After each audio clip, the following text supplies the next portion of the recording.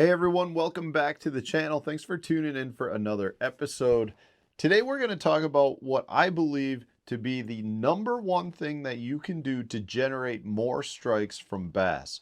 Now there's a lot of different retrieval techniques out there that help generate strikes, but there's one key factor that I feel like takes advantage of the fish's instincts and really generates those reaction strikes by getting them to strike.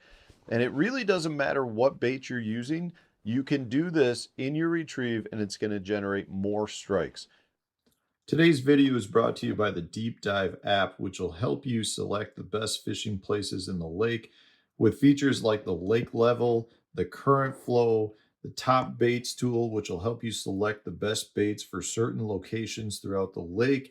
Whether that's a clear water, stained water, dirty water, it'll choose the best bait for that location, provide you with all the information like what structure, what retrieve, different reel, all of the information that you need to catch the fish. This is in the app. The cool part about this app, though, is it's not just based on areas. It does provide you with specific tournament winning data that has been collected to help you figure out your best choices for baits and locations for whatever region of the lake it is that you want to fish. On top of that, not only does the app provide you with best locations, it gives you water clarity as well. So maybe you're on a lake like Lake Eufaula, where there is a bunch of different water clarity located throughout the entire lake. This will help you identify the clearest portions as well as the dirtiest portions of the lake. Plus, the Deep Dive app has now added the wind effect map, which is going to take all of the different wind conditions for the past couple of days and show you what banks on the lake are being hit the hardest.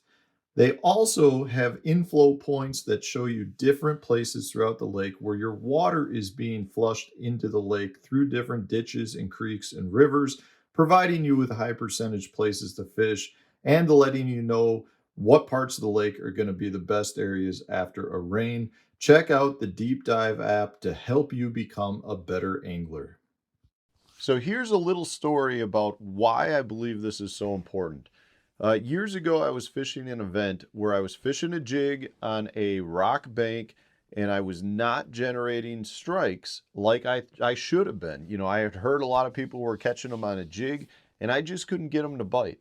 And I imparted just a little bit of a wrist twitch on the retrieve where I was just giving the bait a quick little hop off the bottom.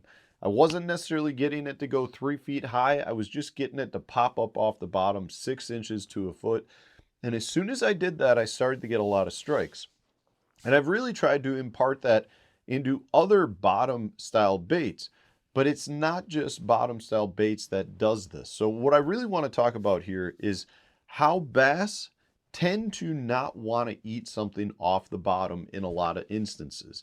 I truly believe that if you've got, you know, a crayfish or you've got a bait fish or you have something that is on the bottom, they wait for an opportunity for that object to leave the bottom, meaning to actually come off the bottom. And the reason for that is a lot of times bass don't necessarily want to suck in all that bottom content. You know, if you happen to be fishing a body of water that has a lot of silt or a lot of that kind of that, you know, that filament type objects that's on the bottom, I tend to think that the bass know that if they were to eat that object off the bottom, they get all that filament in their gills and it just creates an issue for them. Not saying it's going to cause an issue where they're going to die, but I tend to think that they just don't like that.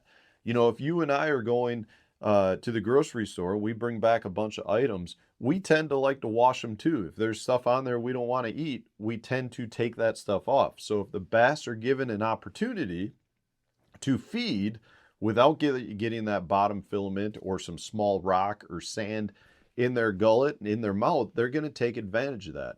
And one way you see that happen all the time is they'll wait until they can get that object off the bottom before they eat it. And if you don't believe me, go watch some video of, say, crayfish even. You would think bass would always go down and eat that crayfish when it's in that fighting defensive manner. Usually the bass will actually go down, nose down on that crayfish, and that crayfish at some point will explode. They'll actually try to get, you know, away where they kick their tail and they'll shoot backwards. Well, when they do that, they tend to leave the bottom, and that's when the bass will generally eat them. Same thing goes for your baits. If you've got a jig and you're dragging it on the bottom and they don't want to eat it on the bottom, they'll wait until that jig is popped up off the bottom. If you watch some of the best jig fishermen out there, or bottom draggers, Texas riggers, they tend not to just drag slow. They actually will drag it maybe a little bit, and then they'll give that wrist pop and get it to explode off the bottom, come off the bottom, and that's when the bite happens. And that's because the bass are watching that bait, waiting for it to leave the bottom, or waiting for it to create that motion where it's like they think it's gonna get away, and they'll go and eat it. You know, you can you can put this action into a lot of other baits as well. So say if you're fishing a crankbait, one of the best ways to generate a crankbait is to get it grinding along the bottom, and then you kill it. And what happens? The crankbait slowly floats off the bottom. As soon as it leaves the bottom, that's when you generate a lot of those strikes. So the fish are following your bait, waiting for it to actually come up off the bottom. That creates a good opportunity for them to take advantage of that bait, and it leaves the bottom, and it gives the idea that that's trying to get away from them. So that's that time when they're going to actually go down and strike it. You know, if you're fishing any of your bottom baits, you can get it to pop up off the bottom. If you're fishing, say, a Carolina rig, one of the reasons a Carolina rig is so good is you drag it nice and slow, but your bait is actually rising off the bottom every time you kill it. You know, if you're fishing a drop shot, drop shots are so good because your bait is slow, you know, just a little bit off the bottom. It really is a critical thing to generating a lot of additional strikes.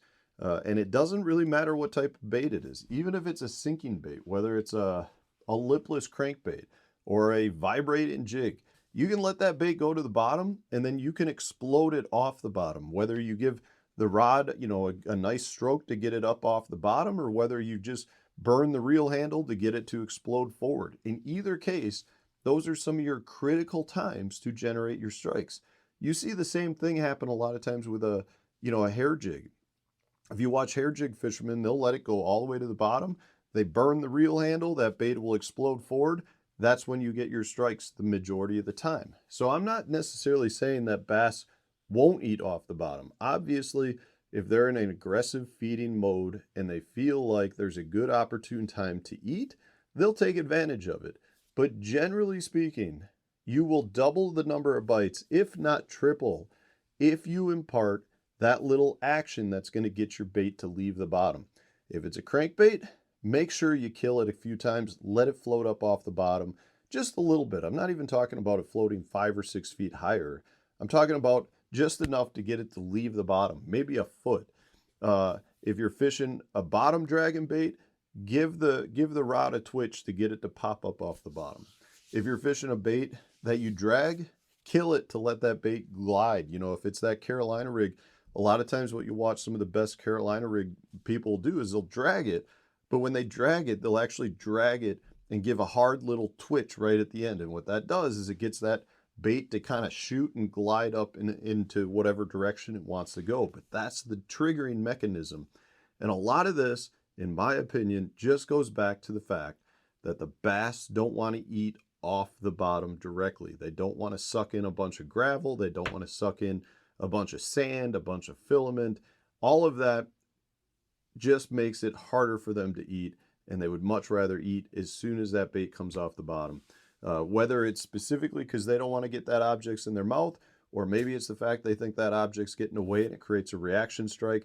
Maybe it's a little of both. The key here, that will help you catch more fish.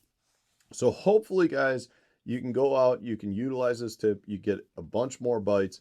And if you are doing it, put it in the comment section. Let me know, or help the other viewers learn from you guys as well, or at least you guys, if you are generating more strikes doing this, other viewers will see that and know that it's not just my experience, it's your experience as well.